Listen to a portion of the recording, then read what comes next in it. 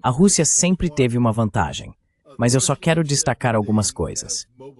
Primeiro, os russos disseram que mobilizaram 175 mil homens desde o início do ano e que neste momento estão trazendo de 30 mil a 40 mil por mês, entre voluntários e soldados contratados.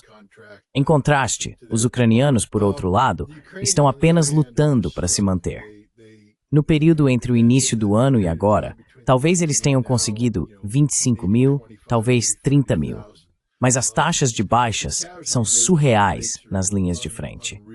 Os russos, neste momento, de acordo com os ucranianos, não aliviaram em nenhuma parte. Normalmente, o que aconteceria é que os russos, por exemplo, se avançassem em direção a Pokrovsk, os ucranianos concentrariam tropas, lançariam ondas de drones contra eles e então parariam os russos.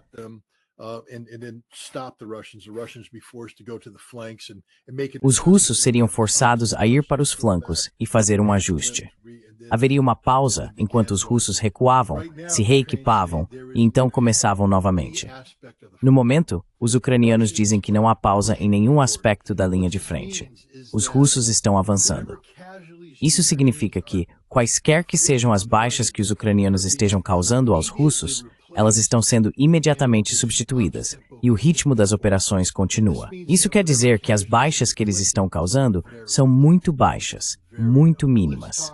Agora, vamos falar sobre essa percepção equivocada das táticas de ondas humanas russas. Tive uma conversa muito interessante com vários oficiais russos que participaram dessas operações. A forma como a Rússia está lutando esta guerra agora é que eles estão em total controle do campo de batalha.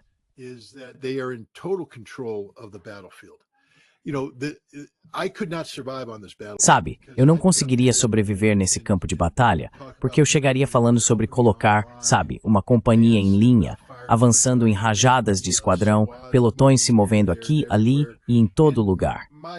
E meus fuzileiros seriam massacrados por drones, porque eu forneci esse alvo e os drones vêm e atacam. Os russos falam em termos do que eles chamam de trios e sextetos. Então, o grupo básico de assalto do exército russo é um elemento de assalto de 3 homens. Isso significa que eles tomam um pedaço de terreno adequado para 3 homens. Agora, para tomar esse terreno, eles o isolam com poder de fogo, castigam com poder de fogo, cortam com drones, e então 3 homens entram sob a direção próxima do comando e controle supervisionados por um drone. Eles literalmente recebem ordens, mova para a esquerda, mova para a direita, ali isso, aquilo, pare. O apoio do drone chega e eles tomam a posição. Esses são os trios. Depois, os sextetos small e assumem controle da posição.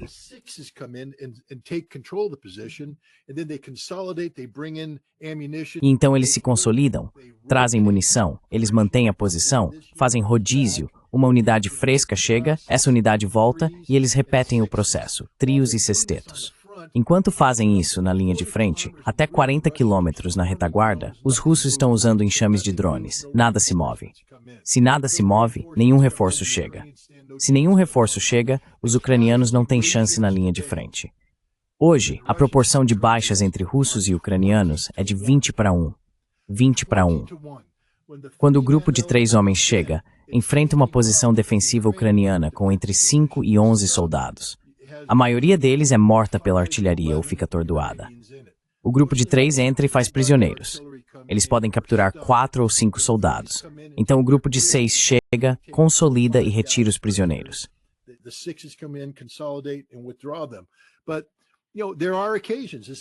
Mas você sabe, há ocasiões em que os grupos de 3 entram e um drone ucraniano consegue passar e atingi-los. E esse é um dia ruim para o grupo de 3. Eles morrem, porque quando são só 3 caras lá fora, não há ninguém vindo para resgatá-los. Você vai morrer. Você vai ser atingido. Talvez as pessoas venham depois tentar te evacuar, mas é um dia ruim. Mas 3 mortos é diferente de, sabe, 30, 40 ou 50 mortos, que seria o caso se fosse um ataque do Corpo de Fuzileiros Navais. Os russos não estão oferecendo aos ucranianos os alvos necessários para causar grandes números de baixas russas. Os russos assumiram o controle de toda essa linha de frente e estão ditando o ritmo das operações usando grupos de 3, 6 e drones. E é jogo, set, partida. Os russos podem repetir esse algoritmo o dia inteiro. Enquanto os ucranianos não conseguirem reforçar adequadamente, essa guerra acabou.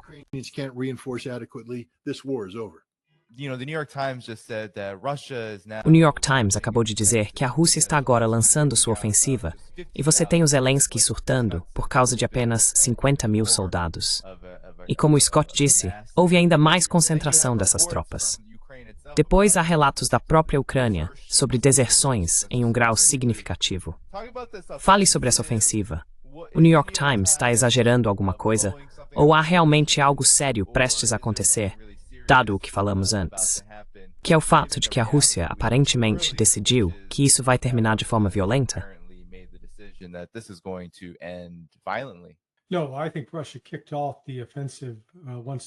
Não.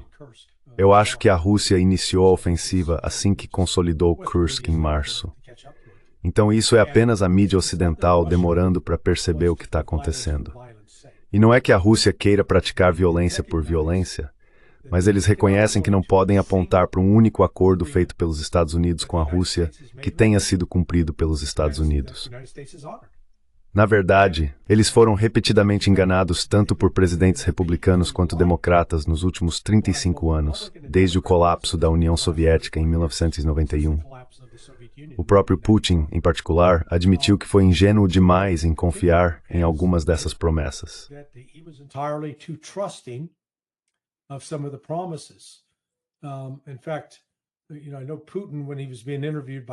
Na verdade, eu sei que Putin, quando estava sendo entrevistado por Oliver Stone para a excelente série de 4 partes de Oliver Stone com Putin, observou que o erro cometido por Gorbachev foi aceitar uma garantia verbal de James Baker e não obtê-la por escrito. Mas mesmo que estivesse por escrito, não há garantia de que o Ocidente iria cumprir e seguir adiante.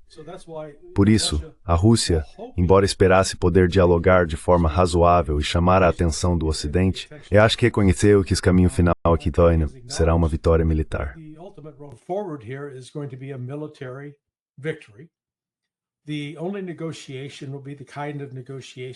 A única negociação será do tipo que ocorreu em Stalingrado, quando von Paulus se rendeu com o 6º Exército aos soviéticos. Vai ser o mesmo tipo de diálogo ou negociação que aconteceu quando o almirante Dönitz rendeu a Alemanha nazista aos aliados em 8 de maio. Então isso vai terminar com uma vitória militar da Rússia. E não vai ser apenas uma vitória sobre a Ucrânia, vai ser uma vitória sobre a OTAN. E isso, na minha opinião, vai agravar ainda mais as tensões que já existem na OTAN, à medida que eles percebem que são bons em falar grosso, mas não conseguem cumprir ou sustentar o que dizem.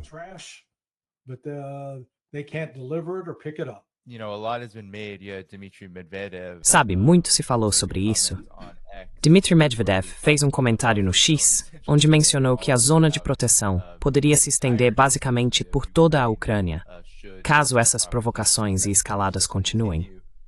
Mas, ao mesmo tempo, há uma iniciativa da Rússia neste momento para estabelecer uma zona de proteção significativa em resposta a esses enxames de drones que você mencionou e outras incursões em seu território. Fale sobre a importância disso, à luz do que a grande mídia ocidental, especialmente o New York Times, está discutindo agora sobre essa ofensiva.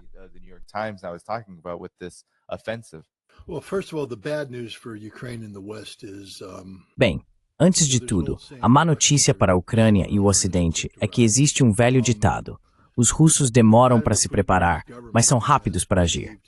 O governo de Vladimir Putin tem se comportado de maneira muito equilibrada e controlada, abrindo espaço para muitas críticas internas na Rússia, por ser lento demais, pouco decisivo, coisas desse tipo. Mas a realidade é que a Rússia só age quando reúne todos os recursos necessários para alcançar um resultado. O próprio Putin reconheceu que nos primeiros dias da operação militar especial, eles não estavam preparados para a injeção de 48 bilhões em capital e recursos que veio depois que as negociações de paz fracassaram.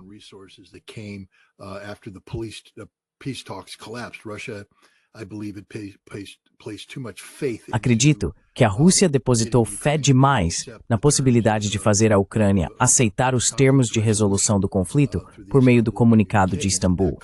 E quando isso fracassou, a Rússia basicamente ficou de mãos atadas. A prova disso é, por exemplo, a decisão de contratar o grupo Wagner.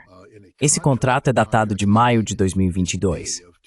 Isso significa que a Rússia não previa a necessidade de usar o Wagner em um papel de combate massivo e que havia uma lacuna nas capacidades russas que obrigou o país a recorrer a uma organização como o Wagner.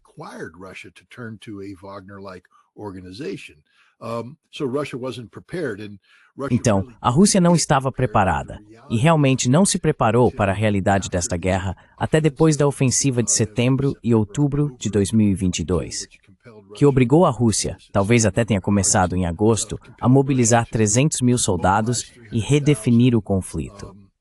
E desde então, a Rússia vem redefinindo o conflito, primeiro estabilizando a situação por meio de uma guerra defensiva, mobilizando sua indústria de defesa e iniciando uma campanha aérea estratégica a qual pouca gente deu atenção.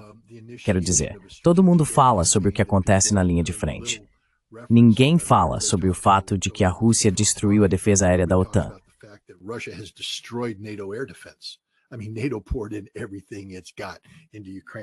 Quero dizer, a OTAN investiu tudo o que tinha na Ucrânia para construir esse guarda-chuva de defesa aérea imbatível e impenetrável. Isso acabou. A Rússia esgotou e destruiu esse sistema. A Rússia tem domínio aéreo neste momento. Sabe, os russos estão implantando. Alguns dizem que eles têm potencial para lançar até 500 dos Geran, os análogos do Shahed 138, sobre a Ucrânia. E esses são modelos avançados que usam materiais de baixa seção transversal para reduzir a visibilidade no radar. Eles têm IA integrada. Possuem seus próprios designadores de alvo e câmeras de aquisição de alvos. Não é mais aquele drone antigo, tipo máquina de lavar ou lambreta. São drones modernos chegando, e eles são devastadores, e nada pode detê-los.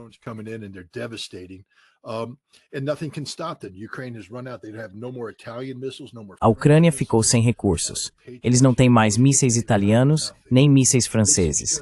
Os Patriots estão esgotados. Eles não têm nada.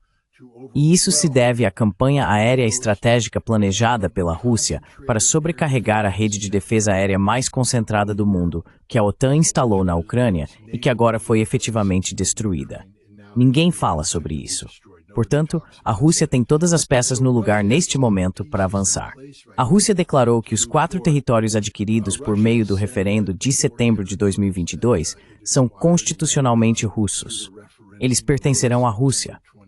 A má notícia para a Ucrânia e para o Ocidente é que a Rússia não vai parar esta guerra até que tenha esses territórios.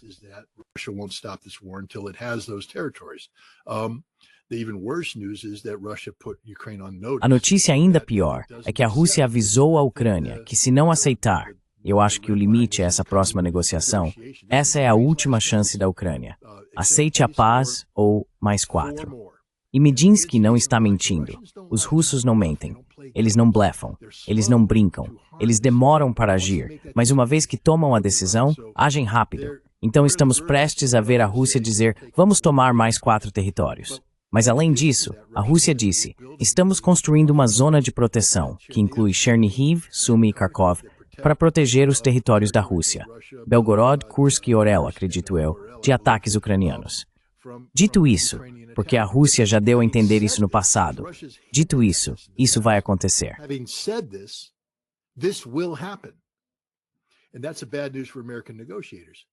E isso é uma má notícia para os negociadores americanos, porque isso só adiciona mais uma camada de complexidade.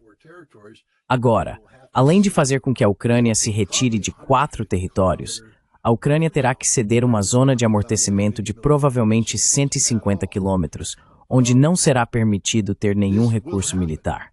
Isso vai acontecer. Estou apenas dizendo agora que uma vez que a Rússia se compromete com algo, eles não voltam atrás. O momento de evitar isso foi na última rodada de negociações. A Ucrânia não o fez. Eles escalaram a questão. Eles lançaram ataques. E agora a Rússia está avançando.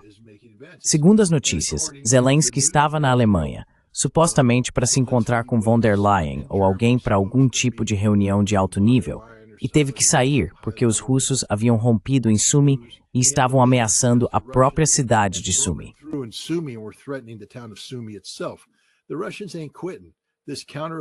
Os russos não estão desistindo. Esta contraofensiva não será apenas sobre a zona de amortecimento, mas também sobre novos territórios. e os russos têm os recursos para isso. Lembre-se, a cada dia que os ucranianos ficam mais fracos, os russos ficam mais fortes. Aqueles 175 mil homens que eles mobilizaram, esses não são substitutos de combate, porque a Rússia não está sofrendo esse tipo de baixa. Essas são tropas que estão indo para 2 novos exércitos, que foram equipados, treinados e mobilizados, preparados para serem trazidos para a próxima onda de ofensivas, juntando-se a exércitos existentes que haviam sido recuados, reequipados e retreinados. Então estamos falando da Rússia tendo a capacidade de mobilizar mais de 200 mil soldados onde acharem necessário. E a Ucrânia não tem capacidade para igualar isso.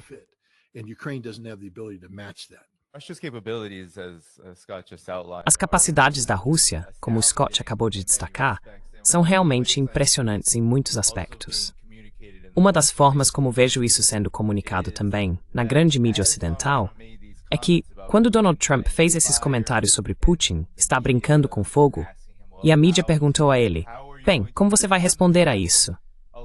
Grande parte da análise na grande mídia ocidental tem se concentrado quase exclusivamente em retaliação econômica contra a Rússia, supostamente culpando-os por continuar esse conflito, tentando colocar a culpa em Putin e na Rússia.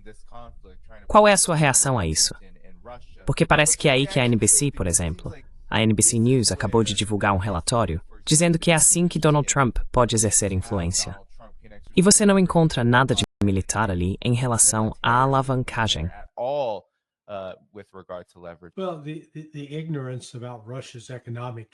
Bem, a ignorância sobre a capacidade econômica da Rússia é profunda e generalizada. A Rússia é o único país no mundo que poderia construir um muro ao seu redor e operar uma economia sólida.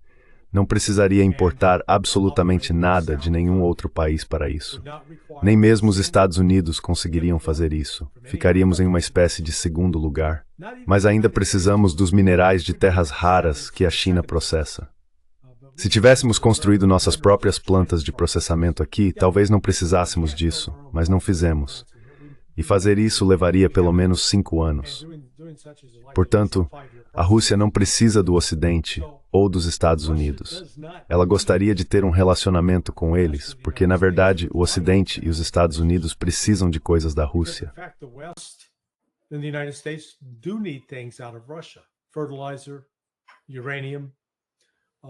Fertilizante, urânio.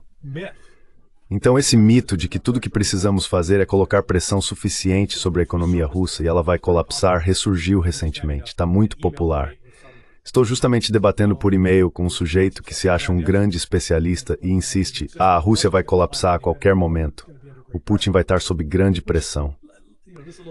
O que, veja bem, é um pequeno desvio, mas deixe-me chegar a este ponto.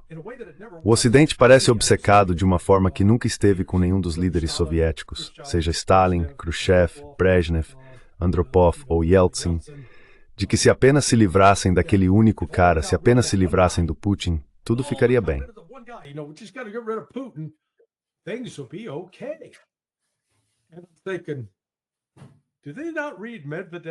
E eu fico pensando, será que eles não leem os tweets do Medvedev? Sabe, eu acompanho a campanha dele nas redes sociais, porque se o Putin sair de cena e o Medvedev assumir o comando, de repente você vai ter uma Rússia muito diferente, muito mais agressiva.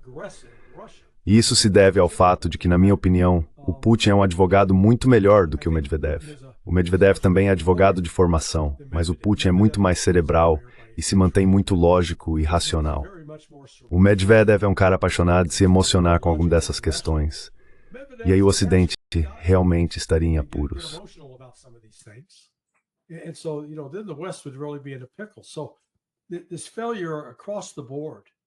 Esse fracasso generalizado em compreender a transformação que ocorreu na Rússia sob a liderança de Putin desde 1999 é uma história milagrosa. Pessoas que conheço e que estavam na Rússia em 1998, 97, quando a expectativa de vida dos homens caía de 63 para 56 anos, quando apenas 7% da população podia ser considerada classe média e os outros 92% viviam na pobreza. A Rússia literalmente foi tirada da latrina de uma fossa, do esgoto, e se ergueu para se tornar moderna, limpa e próspera. com a classe média agora representando cerca de 51 ou 52% da população. Ou seja, mudanças dramáticas. E os russos ainda são jovens o suficiente para se lembrar do que isso significa. O Ocidente continua a errar nos cálculos nesse aspecto.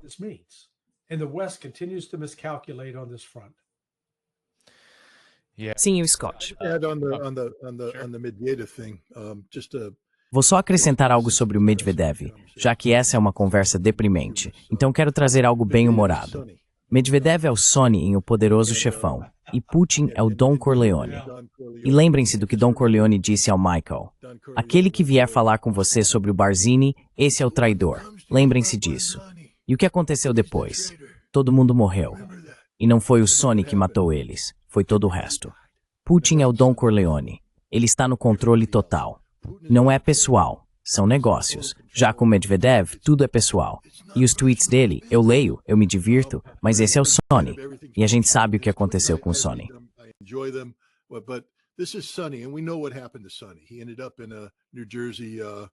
Ele acabou em uma prisão em Nova Jersey, sabe, no pedágio, sendo metralhado por um monte de caras com metralhadoras. O Putin não vai deixar isso acontecer com ele, embora ele tenha acabado em um helicóptero em Kursk. Quero dizer, o ponto é que precisamos lembrar que o Putin não é só um advogado. Ele é um assassino frio e calculista. E não digo isso de forma negativa. Quero dizer que este é um homem preparado para fazer o que for necessário para proteger a Rússia. Mas ele sempre mantém os interesses da família em primeiro lugar. Ele não vai sacrificar a família. Mas qualquer um que ameaçar a família vai acabar dormindo com os peixes.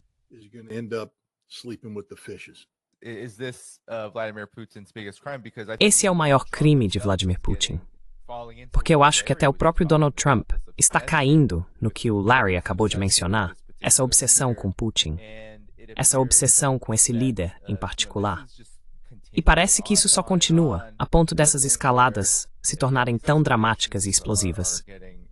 Então esse é o maior crime de Putin. O fato de ele ser o líder que está protegendo a Rússia, como você disse, e está disposto a fazer o que for preciso para garantir a estabilidade e a soberania contínuas da Rússia.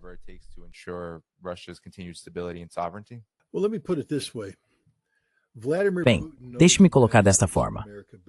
Vladimir Putin conhece os Estados Unidos da América melhor do que Donald Trump. E Vladimir Putin conhece a Rússia 400 vezes melhor do que não só Donald Trump, mas do que todos os conselheiros russos dele juntos, o que significa que Vladimir Putin está muito no controle da situação. Sabe, eu dei ao Donald Trump 100 dias. Fiquei calado. Poxa, até eu defendi esse filho da mãe de cara laranja. Eu disse que ele era o presidente dos Estados Unidos. Desejei sorte a ele. Ele tem visão. Quer implementar essa visão. E enquanto eu o via de forma imperfeita, tentando agir, dei a ele o benefício da dúvida em tudo, inclusive em relação à Rússia. Mas agora é hora de falar honestamente. Donald Trump é o homem mais incompetente a ocupar a Casa Branca. Joe Biden não era incompetente. Joe Biden só estava com o cérebro morto. Por mais que eu discordasse das formulações políticas de Joe Biden, etc., Joe Biden, quando seu cérebro funcionava, nunca poderia ser incompetente.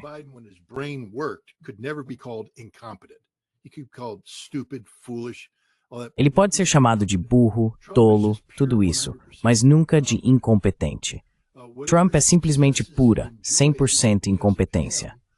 Quaisquer sucessos que ele tenha não são por causa dele, mas sim por causa das ações de seus subordinados, principalmente Steve Witkoff, que tem realizado milagre após milagre, apenas para ser sabotado por Marco Rubio, o secretário de Estado de Trump, Keith Kellogg, o principal idiota de Trump nas negociações com a Ucrânia, Scott Bessent, que continua acreditando de alguma forma que podemos estrangular economicamente a Rússia. Embora eu desafie Bessent a apontar a Rússia em um mapa, quanto mais os campos de petróleo russos, e a discutir a complexidade de como a Rússia gera renda derivada do petróleo, as várias metodologias usadas para levar esse petróleo ao mercado, e por que você nunca vai estrangular a Rússia, mesmo que tente impor tarifas de 500% aos países que importam petróleo.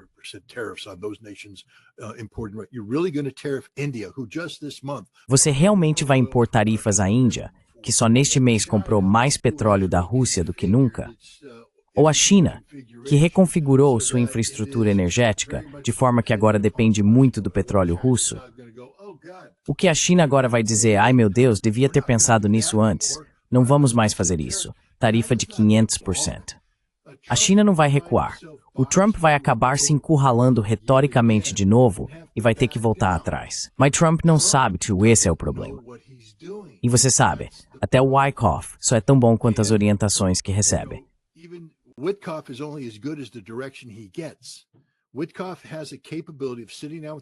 Wyckoff tem a capacidade de sentar com os russos e ouvir, que é uma habilidade que Donald Trump simplesmente não tem. Absorver, outra habilidade que Donald Trump não tem. Compreender, mais uma habilidade que Donald Trump não tem. E então ser capaz de, você sabe, apresentar o resultado desse processo, dizendo, esta é a realidade russa. Se você se lembra, no início desse processo, quando Rússia e Estados Unidos começaram a discutir, uma das coisas que eu realmente gostei foi o fato de que todos os funcionários do governo Trump, até mesmo Marco Rubio, disseram, esta é uma discussão baseada na realidade. E essa é a importância do diálogo.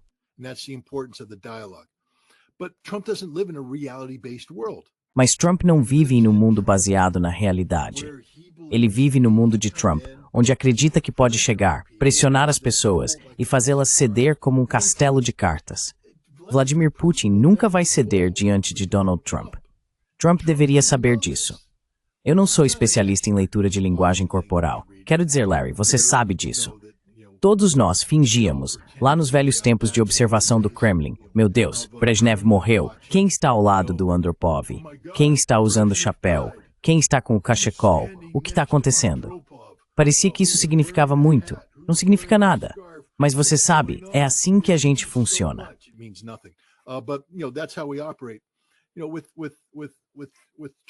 Sabe, com Trump, esse cara não sabe absolutamente nada sobre a Rússia. E ninguém ao redor dele sabe nada sobre a Rússia. Não há especialistas em Rússia. Tulsi Gabbard, que Deus abençoe, não é especialista em Rússia. Não sabe nada sobre a Rússia. O Larry passou mais tempo na Rússia, tendo mais interações de qualidade com os russos do que eu imagino o principal especialista em Rússia da CIA. Sabe, o principal especialista em Rússia da CIA, ou pessoa, pode ser uma mulher hoje em dia. É movido por. Porque você não chega a ser o principal especialista em Rússia da CIA hoje, sendo um verdadeiro especialista em Rússia.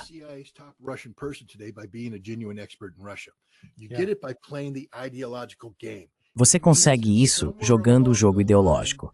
Significa que em algum momento você foi lá, fez um mestrado ou doutorado e escreveu uma tese dizendo que Vladimir Putin é um autocrata maligno e inimigo da democracia. Foi isso que a Fiona Hill fez. Foi isso que, sabe, essa tal de Andrea Taylor fez. É isso que todos eles fazem. Foi assim que construíram sua reputação. Escreveram uma tese de doutorado dizendo Vladimir Putin é o homem mais maligno do mundo e precisamos nos livrar dele. Eles dizem, você é perfeito, venha trabalhar para a CIA. Eles não sabem nada sobre a Rússia. Nunca estiveram na Rússia.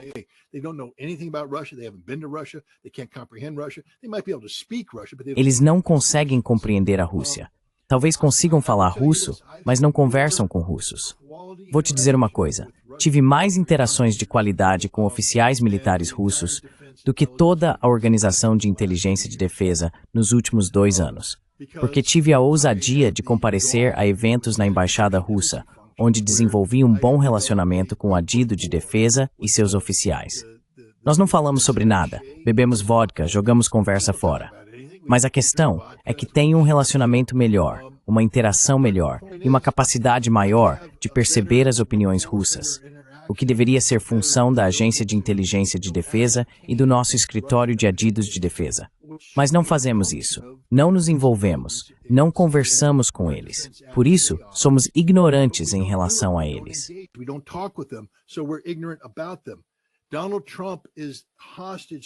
Donald Trump está refém de um sistema que há muito tempo esqueceu o que é necessário para ser especialista em Rússia.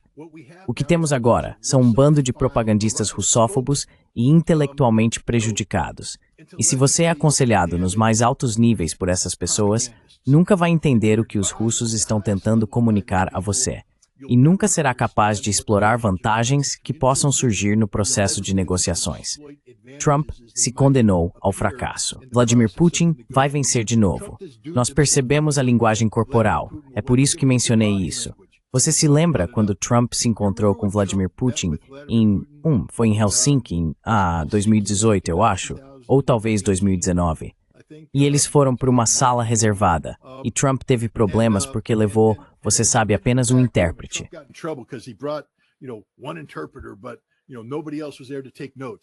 Mas você sabe, não havia mais ninguém lá para tomar notas. E quando eles saíram para dar uma coletiva de imprensa conjunta, o Putin apareceu totalmente no controle. Quero dizer, ele estava simplesmente impecável, dono da situação, caminhando até o microfone. E eu não sou especialista em linguagem corporal, mas penso, ali está um homem que se sente bem com o que acabou de acontecer e está confiante em si mesmo. O Trump saiu curvado, cabeça baixa, derrotado. Ele não tinha autoconfiança. Seja lá o que ele tentou fazer com o Putin, não funcionou. Não estou dizendo que o Putin manda nele.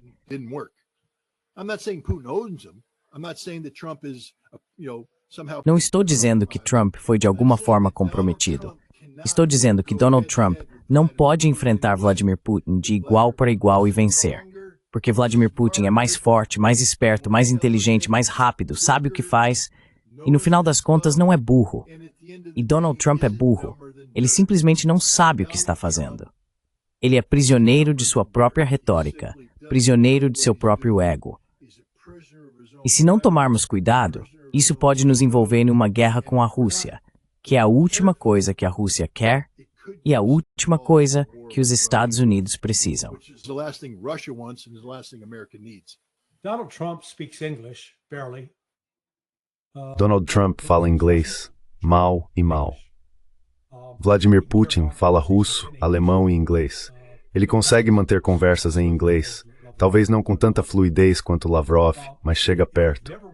Se você nunca assistiu a série de 4 partes de Oliver Stone, as entrevistas de 1 hora, totalizando 4 horas de conversas com Vladimir Putin gravadas entre 2015 e o final de 2016, por favor, assista. Qualquer um dos seus espectadores, vá ao YouTube, procure e assista, porque isso dá uma real dimensão da qualidade do ser humano que Vladimir Putin é. Ele não é um megalomaníaco. Ele não exige que todos estejam ao seu redor dizendo o quanto ele é incrível, um gênio, o quão inteligente ele é. How smart he is. He is capable of self-deprecating humor. Ele é capaz de fazer humor autodepreciativo. E quanto à linguagem corporal, na 4ª parte desta série, Oliver Stone realmente o pressiona, basicamente perguntando: você não está a caminho de se tornar um ditador, já que está no poder há 17 anos e não mostra nenhum sinal de recuar? Quando você observa Putin, um dos indícios na linguagem corporal é que se você está sentado com os braços abertos e as pernas abertas, está relaxado, está aberto, não está se sentindo na defensiva. E foi assim que Putin permaneceu durante tudo isso. Foi um ataque bastante pesado por parte de Oliver Stone. Em nenhum momento ele cruzou os braços. Oliver Stone. At no time did he cross his arms and as Scott was noting, go with the head down. E como o Scott estava observando, você sabe, as pessoas vão com a cabeça baixa e demonstram sinais de resistência e de se fecharem. E não foi só naquela entrevista. Você vê isso de novo ao longo de 4 horas de entrevistas e enfrentando algumas perguntas difíceis. Putin está sempre calmo, relaxado, lógico, admite quando comete erros, mas tem um bom foco no que é seu dever como líder do povo russo. E acho que isso explica, Scott, minha frustração com Donald Trump. Que Trump é capaz de fazer tanto bem. Quando assumiu o cargo, ele recebeu a oportunidade de acabar com a guerra na Ucrânia, de acabar com o genocídio na Palestina e de fechar um acordo de paz abrangente com o Irã, que garantiria que o Irã nunca construísse uma arma nuclear. Eles não estão construindo uma agora.